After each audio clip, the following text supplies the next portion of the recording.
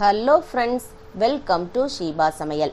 வீட்டில் டீ போடும்போது என்னதான் பார்த்து போட்டாலும் சில சமயங்களை சொதப்பிரும். இந்த 4 டிப்ஸை ஃபாலோ பண்ணிங்கன்னா அசத்தலான டீயை போட்டுடலாம். தேவையான அளவுக்கு தண்ணி வச்சு பட்டை, கிராம்பு, ஏலக்காய், இஞ்சி துண்டு போட்டு நல்லா கொதி வந்ததுக்கு அப்புறமா தேவையான அளவுக்கு டீ தூளை போட்டுருங்க.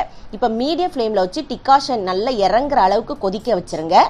முதல் டிப்ஸாக பாலை ரொம்ப சூடாகவும் ஊற்றக்கூடாது, அதே சமயத்தில் ஆரியம் ஊற்றக்கூடாது. மிதமான சூட்டில் இருக்கிறபடி பார்த்து நீங்கள் சேர்த்துக்கோங்க. இப்போ பால் ஊற்றுனதுக்கப்புறம் ரெண்டாவது டிப்ஸாக பாலை ரொம்ப கொதிக்க விடக்கூடாது. ஒரு கொதி அப்படி இல்லைன்னா 2 கொதி வந்ததுக்கப்புறமா ஸ்டவ்வை ஆஃப் பண்ணிவிட்டு வடிகட்டிருங்க. வடிகட்டினதுக்கப்புறமா மூணாவது டிப்ஸாக நல்லா இழுத்து ஒரு ஆற்றிக்கோங்க, நல்லா முறை கூடி வர்ற அளவுக்கு.